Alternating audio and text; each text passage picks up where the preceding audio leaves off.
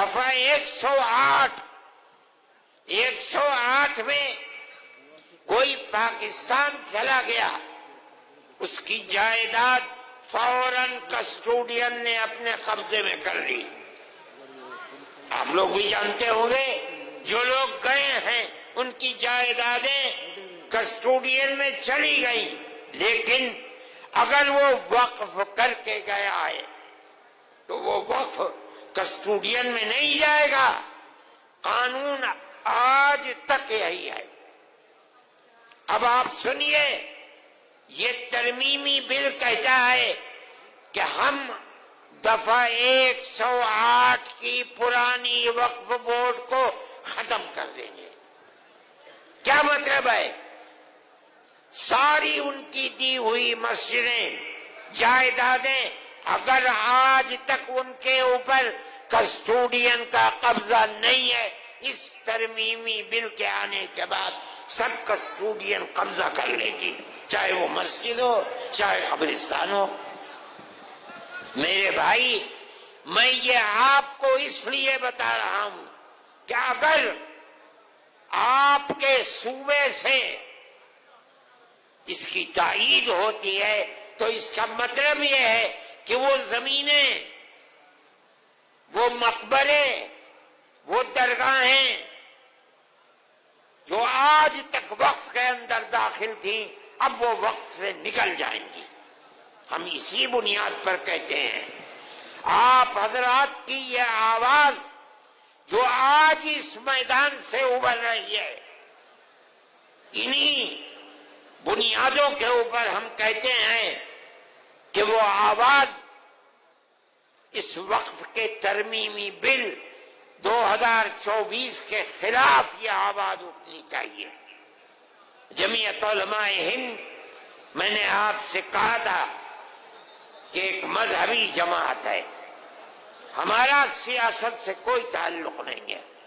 ہم آپ کی گورنمنٹ سے، صوبائی گورنمنٹ سے یہ کہتے ہیں کہ مسلمان، پورے ملک کا مسلمان یہ سمجھتا ہے کہ یہ وقف ترمیمی بل مسلمانوں کے اوقاف کو برباد کرنے کے لیے، ہڑپ کرنے کے لیے، جو چند مثالیں میں نے آپ کو بتائی ہیں، یہ تو 3 صفحے ہیں ہمارے۔ آپ اس کے خلاف اپنی رائے کو متحد کریں۔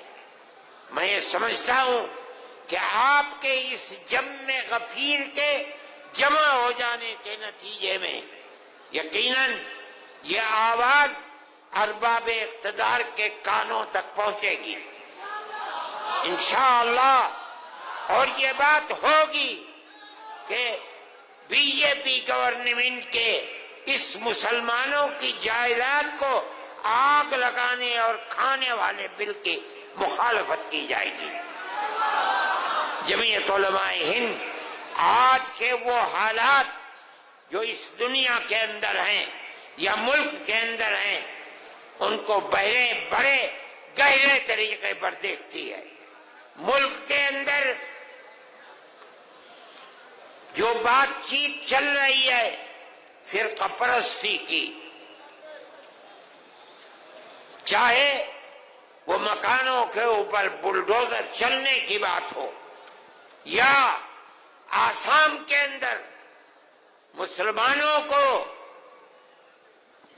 ملک کے اندر رہنے کے حق سے محروم کرنے کی ہو، یا مسلمانوں کے مدرسوں کو بے بالو پر کرنے کی ہو، جمعیت علماء ہند ان تمام چیزوں کی مخالفت کرتی ہے۔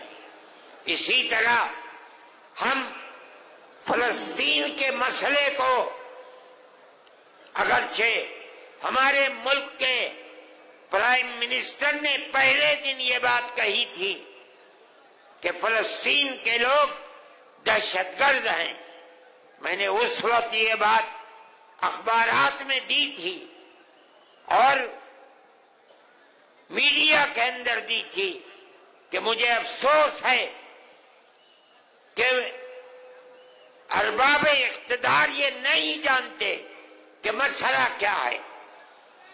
مسئلہ تو صرف اتنا ہے کہ اسرائیل کو یورپ اور امریکہ نے خلافت اسلامیہ ترکیہ کو توڑ کر اسرائیل کو جنم دیا. بیت المقدس اس میں نہیں تھا. اس کے بعد امریکہ یورپ نے مل کر اسرائیل میں اپنی فوجیں بھیج کر فلسطین کے اوپر قبضہ کیا، بیت المقدس پر قبضہ کیا، ہزاروں آدمی مارے گئے. بیت المقدس پر قبضہ کیا، فلسطین کو اپنا غلام بنا لیا. اس کے بعد پھر شام کے اوپر حملہ کیا اور گولان کی پہاڑیوں پر قبضہ کر کے یہودیوں کی بستیاں بسا دی. اگر یہ کہتے ہو کہ فلسطینی دہشت گرد ہیں، آزادی کی لڑائی نہیں ہے، تو ماننا پڑے گا کہ جواہر لال نہرو جنہوں نے یہاں آزادی کی لڑائی لڑی ہے وہ بھی دہشت گرد تھے. نعرہ تکبیر! یہ ماننا پڑے گا گاندھی جی دہشت گرد تھے، ابوالکلام آزاد دہشت گرد تھے. اس کا مطلب ہے کہ تم کچھ نہیں جانتے. ان کا موقف بدلا. اب وہ یہ کہتے ہیں کہ ہم فلسطینیوں کے ساتھ ہیں. ہم یہ سمجھتے ہیں کہ جو کچھ اسرائیل کر رہا ہے وہ تنہا اسرائیل نہیں ہے. پورے امریکہ کی طاقت، امریکہ کے اسلحے، امریکہ کے بمبار طیارے، سب کچھ اسرائیل کے ساتھ ہیں.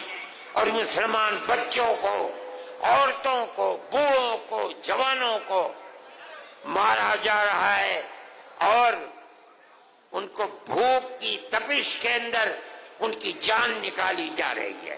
ہم اس کے مخالف ہیں. ہم یہ سمجھتے ہیں کہ جو دنیا کے اندر ہو رہا ہے دنیا مخالفت کر رہی ہے. وہ اسرائیل کو ظالم سمجھتی ہے، لیکن اس کے باوجود بھی اسرائیل کا معاملہ تھمنے کو نہیں آ رہا ہے. ہم مخالف ہیں.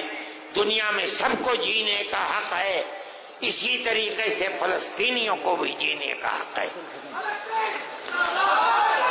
دوسری بات، ہم یہ بات کہتے ہیں کہ ملک کا دستور جمعیت علماء کے لوگوں کا بنایا ہوا دستور ہے. مولانا ابوالکلام آزاد، مفتی کفایت اللہ، مولانا حسین احمد مدنی، مولانا حسرت موہانی، یہ وہ لوگ ہیں جو ہندوستان کے دستور کو بنانے کے اندر شریک ہیں. اس لیے کہ جیسے جیسے ملک کی آزادی قریب آتی تھی، جمعیت علماء بار بار کہتی چلتی تھی ہم سے وعدہ کرو کہ ملک جب آزاد ہوگا تو ملک کا دستور سیکولر دستور ہوگا. گاندھی جی، موتی لال نہرو، جواہر لال نہرو، گوبند بلبھ پنت، لوگ وعدہ کرتے چلتے تھے، پوری کانگریس، کہ ملک کا دستور سیکولر دستور ہوگا. وہ دستور کی دفعات جن کے اندر مذہب کو زندہ رکھنے اور زندگی کے ساتھ ضمانت دی گئی ہے، مولانا ابوالکلام آزاد، حسرت موہانی، مفتی کفایت اللہ کی بنائی ہوئی دفعات ہیں. آج ان دفعات کو یہ کہا جا رہا ہے کہ یہ دفعات بڑھائی ہوئی دفعات ہیں. کسی کو کچھ پتہ نہیں ہے. آج جو لوگ اقتدار پر ہیں انہیں پتہ نہیں کہ ملک کی آزادی میں قربانی کنہوں نے دی ہے، ملک کا دستور کیا کہہ رہا ہے، انہیں کسی چیز کا پتہ نہیں. مجھے حیرت ہوئی جس دن پٹنے میں ہمارا جلسہ تھا، مجھے لوگوں نے پرائم منسٹر کا ویڈیو سنایا جس میں پرائم منسٹر یہ کہہ رہے تھے کہ ہندوستان کے دستور کے اندر کہیں وقف کا ذکر نہیں ہے. میں نے اپنے سر کو پیٹا۔ ملک کا وزیر اعظم یہ کہتا ہے، اس کا مطلب یہ ہے میں نے کہا، کل کو تم کہنے لگو گے کہ ملک کے دستور کے اندر حج کا کوئی ذکر نہیں ہے، پرسوں وہ کہو گے کہ ملک کے دستور میں نماز کا کوئی ذکر نہیں ہے، اگلے دن کہو گے کہ ملک کے دستور میں روزے کا کوئی ذکر نہیں، مسجد کا کوئی ذکر نہیں۔ ارے اللہ کے بندے، اسلام اور مذہب کی ضمانت ملک کے دستور میں دی گئی ہے، یہ ہمارا مذہب ہے۔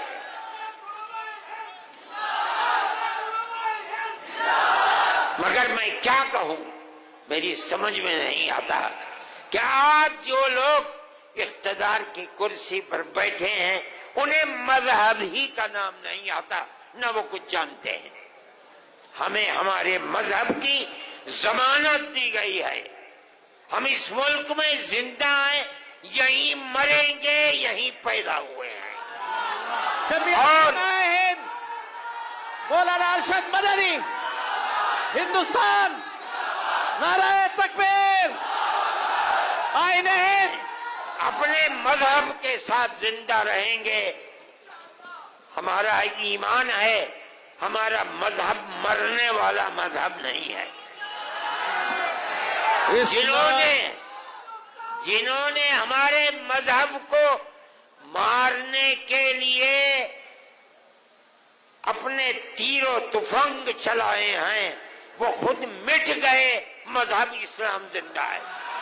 نعرہ تکبیر، جمعیت علماء ہند، ہندوستان، قومیت کہتی، تحفظ آئین ہند۔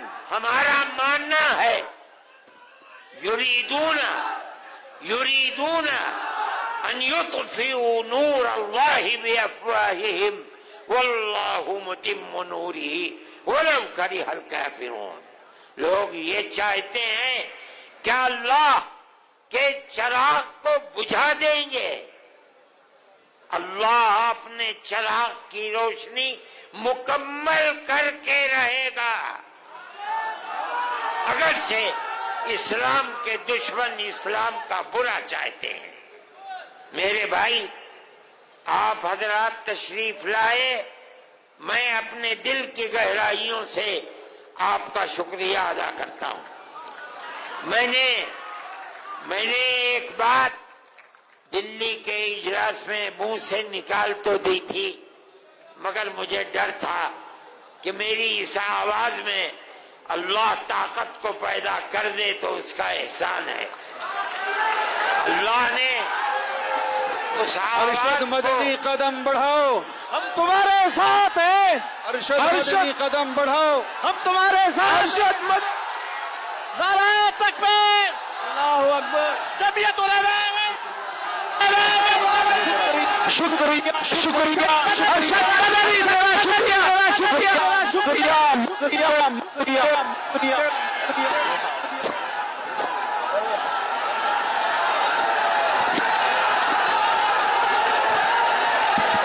بیٹھ جاؤ بچوں، سب بیٹھ جاؤ، بات سن لو، بیٹھ جاؤ حضرت، بیٹھ جاؤ، حضرت کی بات تو سن لو، بیٹھو بھائی، بیٹھو، ماشاءاللہ، پیارے بیٹھ جاؤ، اللہ نے بیٹھ جاؤ، آواز کے اندر اپنی طرف سے طاقت پیدا کر دی۔ یہ اللہ کا احسان ہے۔ اللہ چاہے گا تو وہ ہمارے خاص طور پر اس مذہبی معاملے میں ہماری مدد کرے گا، بلکہ گورنمنٹ اور ملک کی فرقہ پرست ذہنیت مذہب اسلام کو بدلنا چاہتی ہے، ختم کرنا چاہتی ہے، یکساں سول کوڈ کو لانا چاہتی ہے۔ وہ لوگ انشاءاللہ ناکام و نامراد ہوں گے اور مذہب اسلام انشاءاللہ زندہ رہے گا۔ میں آپ سب کا اور جن لوگوں نے اس اجلاس کے لیے دامیں درہمیں سخنیں مدد کی ہے، میں ان سب کا اور انتظامیہ پولیس والوں کا، ارباب سیاست کا جو یہاں ہیں، میں اپنے دل کی گہرائیوں سے ان سب کا شکریہ ادا کرتا ہوں۔ اللہ تعالی آپ حضرات کے آنے کو قبول فرمائے۔ آپ جس طرح خیر و عافیت کے ساتھ آئے ہیں، آمین کو حضرت دعا اسی طرح فرما رہے ہیں۔ خیر و عافیت کے ساتھ دعا ہو